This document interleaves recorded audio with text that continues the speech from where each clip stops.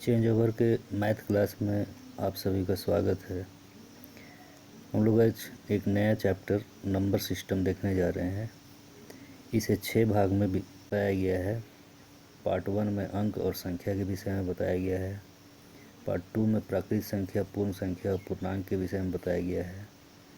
Part 3 में संख्याओं के गुण के विषय में बताया गया है। पार्ट 4 में परिमेय संख्या की जानकारी दी गई है। पार्ट 5 में अपरिमेय संख्या, वास्तविक संख्या, काल्पनिक संख्या और कॉम्प्लेक्स नंबर की जानकारी दी गई है।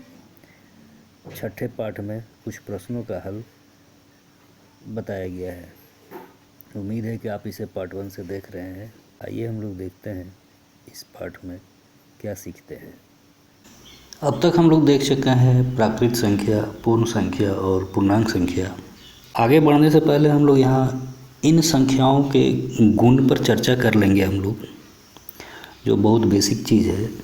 इन बेसिक चीज़ को समझने के बाद ही हम लोग आगे बढ़ेंगे। और भी संख्या हम लोगों के जहन में आता है, जैसे 2.3 या 4/7। इस प्रकार की जो संख्या है, पूर्णांक भी नहीं कहेंगे, पूर्ण भी नहीं है और प्राकृत भी नहीं है। इन संख्याओं के विषय में हम लोग बाद में पढ़ेंगे। हम लोग अभी फ़िलहाल हम लोग देखने जा रहे हैं प्राकृत, पूर्ण और पूर्णांक संख्या का क्या गुण है। तो हम लोग यहाँ देखते हैं परवर्ती संख्या यानी बाद वाली संख्या। कहने का मतलब है कि कोई संख्या हम लोगों को दिया हुआ है, तो परवर्ती संख्या निकालने के लिए उसमें हम लोग एक प्लस कर देते हैं। जैसे एग्जाम्पल 7 का परवर्ती संख्या 7 जोड़ 1 बराबर कितना होगा? 8 होगा। यानी एक जोड़ करके हम लोग परवर्ती संख्या ज्ञात कर सकते हैं। यहाँ स्पष्ट है, एक जोड़ने से हमको परवर्ती संख्या मिलेगी। अब हम लोग देखते हैं पूर्ववर्ती संख्या यानी पहले की संख्या। तो एग्जाम्पल हम लोग लेंगे, जैसे पीछे लिए थे 7 की परवर्ती संख्या 8 हम लोग को मिला था, तो 7 का पूर्ववर्ती संख्या क्या होगा? तो इसके लिए हम लोग जस्ट उसका उल्टा क्रिया करेंगे, यानी 1 घटा देंगे। यानी 7 घटाओ 1, क्या मिला हम लोग को? 6। यानी 7 का पूर्ववर्ती संख्या क्या होगा? 6 होगा। यानी हम लोग यहाँ देख लिए आफ्टर एंड बिफोर। आफ्टर यानी बाद की संख्या, बिफोर यानी पहले की संख्या। अब हम लोग यहाँ देख लेते हैं बीच की संख्या। एग्जाम्पल ले हम लोग, अगर यहाँ 7 है और यहाँ 9 है, तो यहाँ बीच की संख्या क्या होगी? यानी दोनों के बीच कौन सी संख्या है? तो गिनती में हम लोग लिखते हैं तो 7, 8 और 9। यानी बीच की संख्या हमको यहाँ क्या प्राप्त हुई? 8। 7 और 9 के बीच की संख्या 8 है। कैसे निकालते हैं इसको हम लोग देख लेते हैं। दोनों संख्याओं को हम लोग जोड़ देंगे और 2 से भाग दे देंगे। ये 8 प्राप्त हो गया।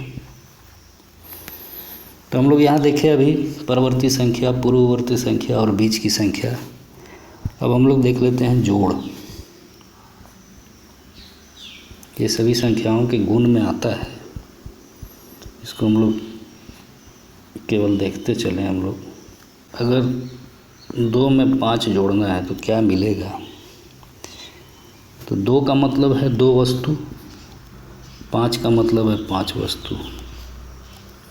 इन दोनों को अगर जोड़ देंगे तो हम लोग को क्या मिलेगा?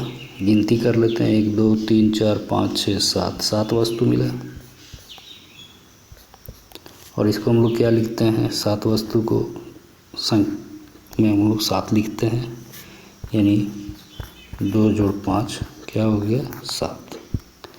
अगर हम लोग इसका घटाव देखें तो 5 घटाव 3 है, क्या होगा कि 5 में 3 घटाना है तो 5 का मतलब है 5 वस्तु। 3 घटाना है मतलब 3 वस्तु को यहाँ से हटा देंगे, कम कर देंगे। 1 2 3 कितना वस्तु बच गया यहाँ पर? तो यहाँ 2 वस्तु बच गया, यानी 5 घटाओ 3 कितना हो गया? 2। अगर इसी घटाव को हम लोग अगर -5 जोड़ 3 लिखें तो हम लोग इसको कैसे घटाएंगे? तो इसको हम लोग देख लेते हैं। यहाँ पर यहाँ चूँकि 5 का चिन्ह क्या है? 5 का चिन्ह घटाव है। 3 का चिन्ह क्या है? जोड़ है। तो हम लोग क्रिया यहाँ क्या करेंगे? घटाव का क्रिया करेंगे। चिन्ह अलग अलग है तो हम लोग घटाव का क्रिया करेंगे और घटाएंगे तो 5 में से 3 घट गया, कितना हो गया? 2। अब यहाँ देखते हैं कि 5 बड़ा है 3 से और 5 का चिन्ह क्या है? माइनस है। यहाँ माइनस हम लोग लगा देते हैं, यानी -5 जोड़ 3 क्या हो जाएगा? -2 हो जाएगा। इसी तरह से हम लोग गुना देखेंगे अगर, तो 2 गुना 3 6 प्राप्त होगा। लेकिन दोनों का चिन्ह यहाँ क्या है? प्लस है, इसीलिए यहाँ +6 हुआ, यानी प्लस का गुना प्लस के साथ करेंगे तो 6 हो जाएगा। लेकिन -2 गुना +3 करें तो ये -6 हो जाएगा। अगर -2 गुना -3 करें तो ये +6 हो जाएगा। अगर +2 गुना -3 करें तो ये -6 हो जाएगा, 6 हो जाएगा। तो यहाँ गुना का चिन्ह का गुना के साथ साथ अंक का भी गुना यहाँ दिखाया गया है। यहाँ से आप लोग देख सकते हैं कि प्लस का गुना प्लस से हुआ तो यहाँ रिजल्ट में भी प्लस है। माइनस का गुना अगर प्लस से हुआ तो रिजल्ट माइनस में। अगर माइनस का गुना माइनस से हुआ तो रिजल्ट प्लस में। अगर प्लस का गुना माइनस से हुआ तो रिजल्ट माइनस में। कहने का मतलब है कि यदि समान चिन्ह है तो रिजल्ट, समान चिन्ह का अगर गुना करेंगे तो रिजल्ट प्लस में आएगा, और असमान चिन्ह यानी प्लस और माइनस का गुना करेंगे तो रिजल्ट माइनस में आएगा। हम लोग यहाँ भाग देख लें। यदि 4 में भाग देना है 2 से तो हम लोग को 2 प्राप्त होता है, यानी इसको हम लोग कैसे बनाते हैं? 2 गुना 2 दूना 4, यानी इसका यहाँ भागफल कितना आया? भागफल इसका 2 आया। हम लोग यहाँ छोटा बड़ा भी देख लें। जैसे 4 और 6 दो संख्या है, तो कौन छोटा है कौन बड़ा है? तो गिनती में जो बाद की संख्या आती है उसको हम लोग बड़ा कहते हैं। तो यहाँ गिनती में बाद की संख्या 6 आ रहा है, इसका मतलब 4 छोटा है 6 से। ये चिन्ह लगाने के लिए हम लोग ध्यान देंगे, ये चिन्ह हम लोग कैसे लगाते हैं। तो जिधर मुंह खुला हुआ है, इसका जिधर मुंह खुला हुआ है उधर बड़ा को लिखते हैं, और जिधर मुंह बंद है उधर हम लोग किसको लिखते हैं? छोटा को लिखते हैं। तो बड़ा छोटा भी आपको यहाँ से स्पष्ट है। लेकिन यदि माइनस कर लें हम लोग, जैसे -4 और -6, तो इसमें कौन बड़ा है कौन छोटा है? तो यहाँ ध्यान देंगे कि जो प्लस की संख्या का जो हम लोग वहाँ विधि अपनाए थे उसका जस्ट उल्टा विधि यहाँ होगा, यानी जो संख्या जितनी बड़ी होगी माइनस में वो उतना ही छोटा होगा। यानी यहाँ -4 बड़ा है -6 से। ऐसा क्यों है? क्योंकि ये घटाव में दोनों संख्याएं घटाव में दिख रही है। तो हम लोग घटाव में जैसे जैसे हम लोग संख्या को बड़ा करते जाएंगे वैसे वैसे वो संख्या छोटी होती चली जाएगी। लेकिन यही अगर -4 और +6 रहे तो माइनस और प्लस है तो प्लस की संख्या हमेशा बड़ी होगी। यानी यहाँ अगर +4 और यहाँ -6 हो तो यहाँ प्लस की संख्या हमेशा बड़ी हो जाएगी। इन उदाहरणों पर भी आप ध्यान देंगे। ये मैं यहाँ इसलिए इसको दोहरा दिया ताकि एक बार रिवाइज हो जाए। क्रमागत संख्या किसको हम लोग बोलते हैं, यानी जो संख्या क्रम में लिखी गई हो उसे क्रमागत संख्या बोलेंगे। हम लोग यहाँ उदाहरण ले लेते हैं, जैसे 3, 4, 5। ये क्रमागत संख्या है क्योंकि ये क्रम में लिखा गया है। अगर यही उदाहरण अगर हम लोग के पास रहता 3, 8, 10, तो ये क्रमागत संख्या नहीं है। चूँकि ये क्रम से नहीं लिखा हुआ है इसलिए ये क्रमागत संख्या नहीं है। तो जो संख्याएं क्रम से लिखी रहेंगी उसको हम लोग क्रमागत संख्या कहेंगे। ये प्रश्न पूछा जाता है कि 4 क्रमागत संख्या को लिखें, 6 क्रमागत संख्या को लिखें, तो हम लोग उसका व्यवहार उस समय इसका व्यवहार करेंगे। अब हम लोग देखते हैं आरोही क्रम। आरोही क्रम को हम लोग सरल भाषा में बोलते हैं बढ़ते क्रम। बढ़ते क्रम मतलब हम लोग अगर सीढ़ी बना लें यहाँ पर, तो नीचे से ऊपर यदि जाएंगे तो ये बढ़ते क्रम हम लोग कहेंगे, यानी छोटी संख्या से बड़ी संख्या की ओर। यानी पहले छोटी संख्या लिखेंगे और उसके बाद हम लोग इधर फिर दाहिने तरफ क्या लिखेंगे, बड़ी संख्या लिखेंगे। तो इसको हम लोग बोलेंगे आरोही क्रम। जैसे एग्जाम्पल में लेते हैं, मान के चलिए यहाँ 3 है, 1 है, 0 है और 4 है। इसको अगर आरोही क्रम में लिखना हो तो हम लोग यहाँ देखते हैं कि छोटी संख्या को हम लोग बाएं तरफ लिखना है और बड़ा संख्या को हम लोग को दाहिने तरफ लिखना है। तो सबसे छोटी संख्या 0 है, उसके बाद 1 है, उसके बाद 3 आएगा, उसके बाद 4 आएगा। तो ये बढ़ता क्रम हो गया और बढ़ता क्रम है तो ये आरोही क्रम हो गया, लिखेंगे इसको। इसी तरह से अवरोही क्रम,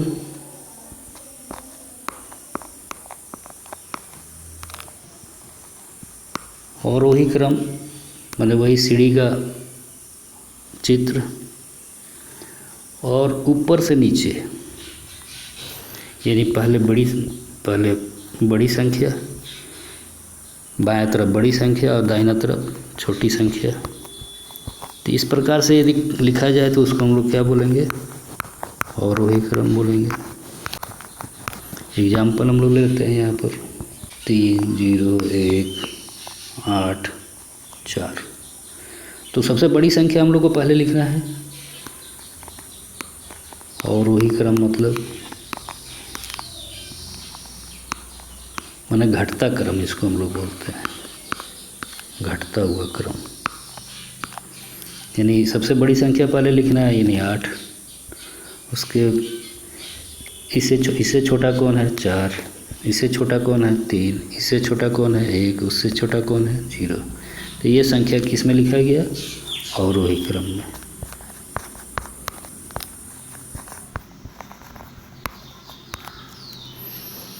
अब हम लोग यहाँ देख लेंगे सम संख्या, इसको अंग्रेजी में इवन नंबर बोलते हैं। यानी जिस संख्या में 2 से भाग लग जाए उसे सम संख्या कहते हैं। एग्जाम्पल लेंगे हम लोग, जैसे 4 को देखना है कि ये सम संख्या है नहीं, तो 4 में हम लोग 2 से भाग लगाएंगे तो 2 दूना 4, पूरी भाग लग गया, इसका मतलब 4 सम संख्या है। और भी एग्जाम्पल हम लोग ले सकते हैं, जैसे 9 सम संख्या है या नहीं। तो 9 में हम लोग 2 से भाग लगाते हैं, 2 चौके 8। अब इसका भाग नहीं लगेगा तो इसका मतलब 9 सम संख्या नहीं है। तो जिस संख्या में 2 का भाग लग जाए उसे हम लोग सम संख्या कहेंगे। विषम संख्या, इसको हम लोग बोलते हैं ओड नंबर। यानी जिस संख्या में 2 का पूरा भाग न लगे उसे विषम संख्या कहेंगे। पीछे हम लोग एक उदाहरण देखे थे कि 9, तो 9 क्या है, तो 9 में भाग लगाते हैं हम लोग 2 का, 2 चौके 8, एक बच गया, पूरी भाग नहीं लगा, इसलिए 9 क्या है, 9 क्या है, विषम है। इस प्रकार से हम लोग और भी बहुत सा उदाहरण देख सकते हैं। हम लोग आगे देखेंगे भाज्य संख्या। इसको हम लोग अंग्रेजी में बोलते हैं कंपोजिट नंबर, और इसको हिंदी में क्या बोलते हैं, इसको हम लोग देख लेंगे यहाँ। इसको संयुक्त संख्या भी बोलते हैं, इसको यौगिक संख्या भी बोलते हैं। इतने नामों से इसको पुकारा जाता है। किताब में देखेंगे आप तो वहाँ हड़बड़ाना नहीं है। भाज्य संख्या, संयुक्त संख्या, यौगिक संख्या सब एक ही है, कंपोजिट नंबर सब एक ही है। इसका परिभाषा क्या होगा, वैसी संख्या जिसमें एक को छोड़कर अन्य संख्या से भाग लग जाए उसे भाज्य संख्या कहते हैं। एग्जाम्पल लेंगे हम लोग इसमें। 8 एक संख्या है। अब इसमें देखना है कि ये भाज्य है या नहीं, तो इसमें 1 का भाग लगाएंगे तो 1 8 है 8, तो 1 से तो भाग लग गया,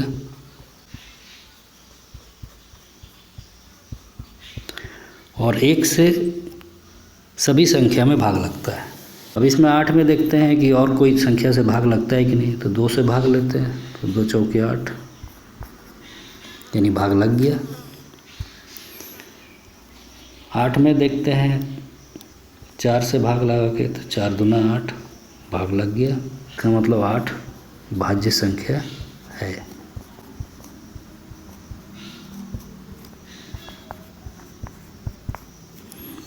इसी तरह से 7 लेते हैं एग्जाम्पल में। 7, तो 7 में देखते हैं कि 7 में 1 से तो भाग लगेगा,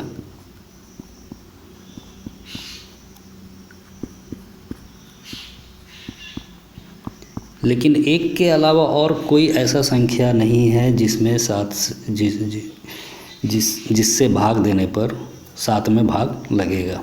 कोई संख्या वैसा नहीं है, आप भाग दे करके देख लें। कहने का मतलब अगर 1 को छोड़ करके और किसी भी संख्या से भाग नहीं लग रहा है, इसका मतलब 7 अभाज्य संख्या है।